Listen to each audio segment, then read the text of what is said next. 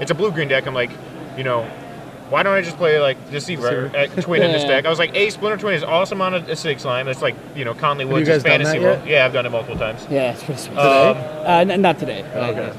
But yeah, I've done it. You put on a Frostite and you're fine. Even like on an Overgrown Battlement, it's not the worst. You end up with 9 mana because you make one. You make one at the end of their turn. Make it, and then you make one at the end of their turn, and then you like untap, make another one, and you get double Frostite them all of a sudden. We were actually talking about that, like if Splinter Twin ever got on an Overgrown Battlement. I mean, it's not common, but if you have to, like if you're stuck on mana or whatever.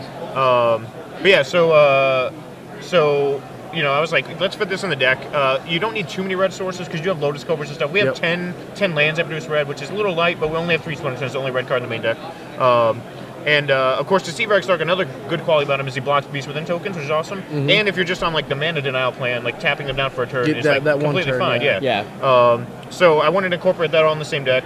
And like people have been bringing surgical extraction against me, like dismembers and stuff, and that's fine. They deal with like the Splinter Twin combo, and I'm just like cast a Frostite. Like, what do you have? Yeah, one of the things. So Conley's been in Seattle since Tuesday, and one of the things that I've been saying, about a plan B is that if you're all in on the red blue Splinter Twin deck, I mean it's a very narrow combo. But everyone knows how they played against it, they test against it. Everyone has an answer to it. Whereas like this is a very weird plan B where you're doing like this mana denial thing, and then you're playing Frostite. I think the plan B is actually the Deceiver Twin. I mean it might be. A lot of times like you're actually just like substituting like that as your win. Yeah, I guess depending on your draw. Frostite is a mana denial spell that also like hits him for 6. So. And like Beast Within like plays both roles. Like you can kill your land. Like I just won by Beast Within 3 of my own things. I was playing against a weird deck. She was 1/1, but she was playing Traumatized and stuff. But she's like milling me, and I'm like, I need to win. And I don't have any creatures, man. Like Beast Within all my stuff. Like get in there. So the question I have is, you didn't board anything against Valakar. Here's the deal. I'm working on my sideboard, and I'm like, doing the typical like you need Obstinate Bales against vampires and mono red. You need like Dismembers against Splinter Twin, whatever. And like I get to Valakut, and I'm like, I don't really know what cards we want in our sideboard. Let's put 1 Tech Edge in there. All right, so I mean, like, you guys don't have a Tech Edge. Yeah, but I have 1 Tech Edge in my sideboard for the longest time. For like, I would say, I don't know, 30 hours ago, I came up with the idea, just 1 Tech Edge.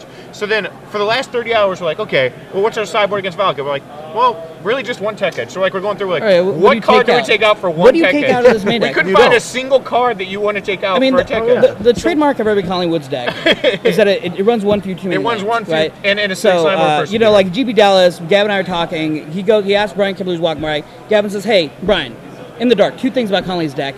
What do you think is true and standard? And Kibler thought, and he said, all right, well, 1, it plays Abyssal Persecutor. Correct. And 2, it doesn't play enough lands. Correct. Yeah. So both those things are correct. I played that same deck in GB Dallas. The only other time I think it was I played a good deck, but it was definitely short. And I boarded in the land out of the board every time. We had the 4 So I'm like, well, Conley's only playing 23 lands. I was playing a rug deck with 26, with a little less acceleration, but not much.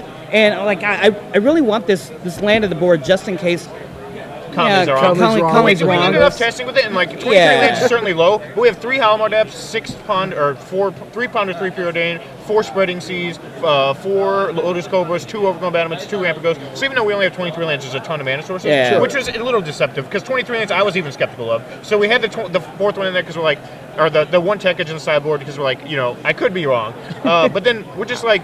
We're never bringing it in, ever, unless we're wrong about that. So we're like, let's just throw a second Creeping Corrosion in there, that way we don't lose to Tempered Steel. I love this card, though. The Whiplash is pretty sweet. I wanted more of them, but it's awesome with our Beast Withins. Like, you Beast Within their thing, and then you give them a second creature, and all of a sudden you bounce the Beast Within token and whatever. Yeah. It's great against, like, Kadaltha Red, or even Mono Red. Beats the combo. Yeah, play 2, it beats the combo, and it's awesome because it beats the combo with Spellskite in play. Because target Spellskite and the thing. But it's one of those cards where it's like you can't run too many of it because if you draw too many, you're not really. It's a tempo card, and we are a tempo deck, so it's fine. Yeah, so I think the card that we played the least with. The second Creeping Corrosion's been very good. Yeah, they played against Tempered Steel twice. Yeah, and the Tech Edge became the second Creeping Corrosion, and the first one is Proteus Stamp, the second one isn't. And so he knew. I knew which one. So I mean. But Tempered Steel twice, I think, is a very popular deck. Tempered Steel and Valakut, I think, are the 2 most popular decks. That's what we were talking about. Valakut's a really good main deck. I mean, he just beat Valakut on camera, so you guys saw that. Yeah. Did you go 2-0 or? No, I went 2-1. Oh, yeah. Sometimes they're just going to get, and it's much tougher when you're on the draw. Some mistakes were made, but some mistakes I'm sure were made. I lost to a Valakut deck. What was your mistake?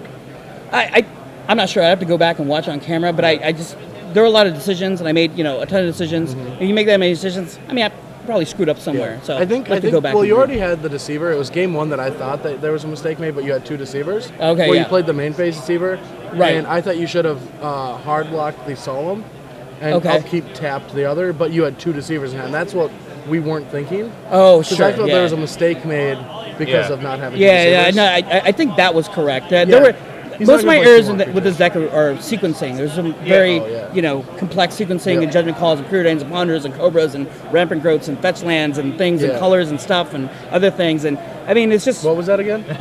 things and other things and stuff And rampant growths. and rampant growths. And I think Lotus Cobras one and turn preordains. the Batman got involved. Well, like one of the weird Complicated things deck. about this deck. So there's 2 really strange things that most decks don't do. One, when you're playing against Valakut, you don't go after their force because eventually they're going to hit a second force and then that game plan's agree. terrible. So in this deck, because you have so much removal, you just hit their mountains and their Valakuts Yep. because they want 12 mountains. If you hit 4 mountains out of their deck, now they get like 2 They Valakut don't even triggers. run 12 Or mountains. 11 or whatever. Yeah. They're 11 or 12. Some But if you 10. hit like 4, they get like 2 Valakut triggers and that's not going to kill you. And that's if you're not killing their Valakuts.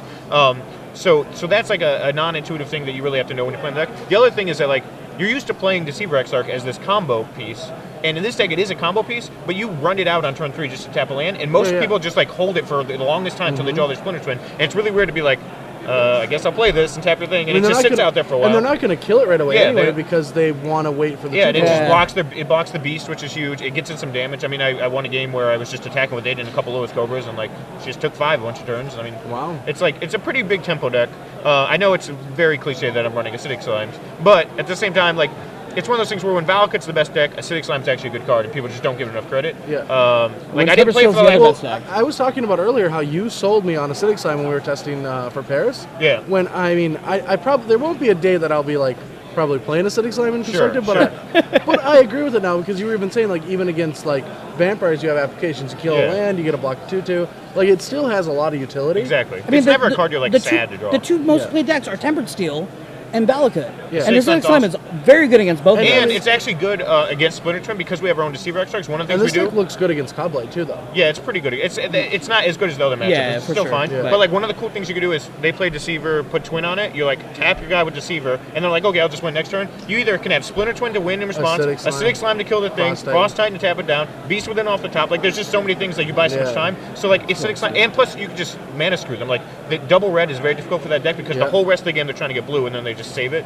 So Yeah. I mean, there's a lot of Acidic Slime's been fine. I like your guys' deck. What the last question I have about it though is 3 Ponder, 3 Preordain. Basically, the reason is no. So Matt Nass, who The sigh and the reason is I'm gonna love this. so we're rooming with Matt Nass.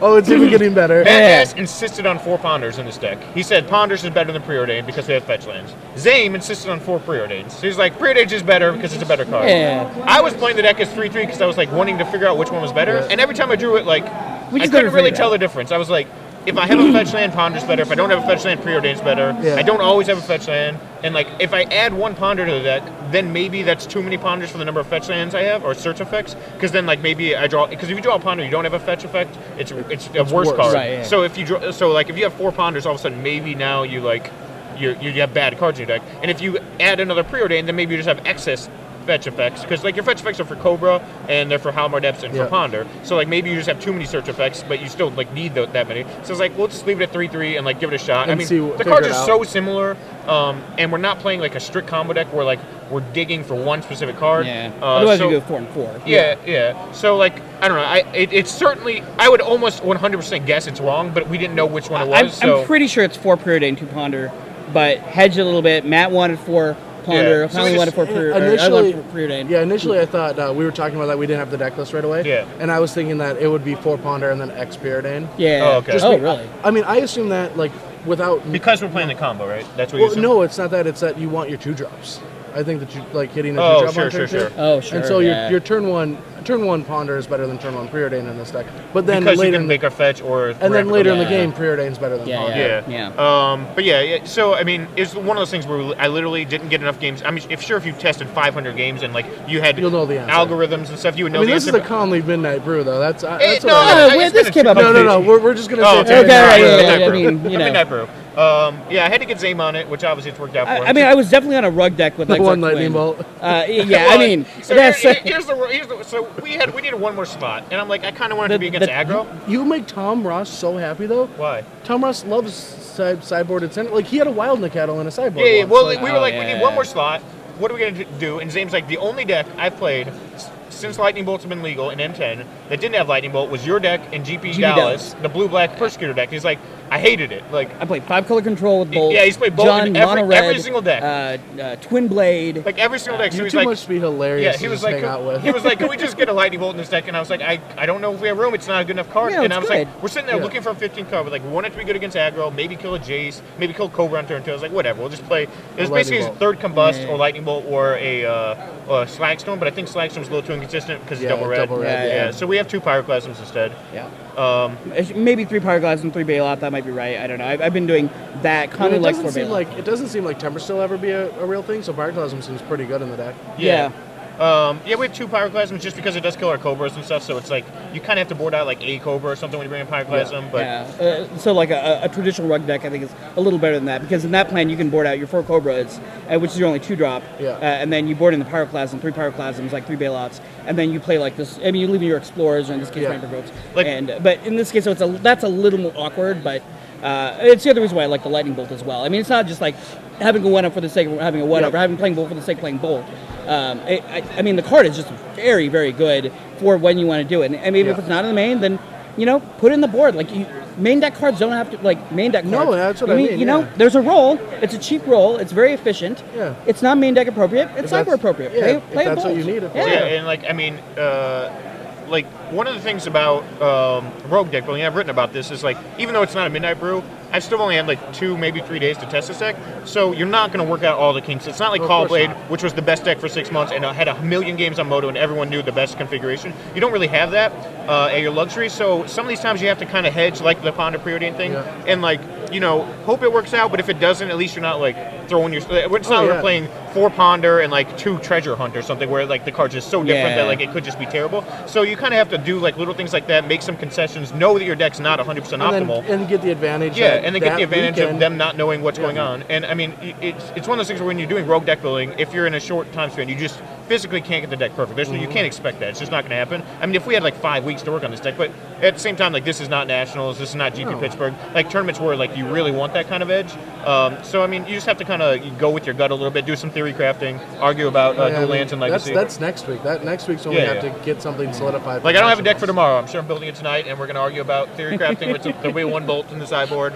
One bolt yeah. and legacy. Yeah. I've been doing that too. One Hard to say. red. I guess red. At least might- I can start every deck with 4 Jace, 4 Stoneforge Missing, and Legacy. To be Yeah. fair, So, to be yeah. fair, you're arguing for Grim Lavamancer in the sideboard tomorrow. I mean, it's It's good kind of against like Bolt, Merfolk. but it's kind of like Bolt. Yeah.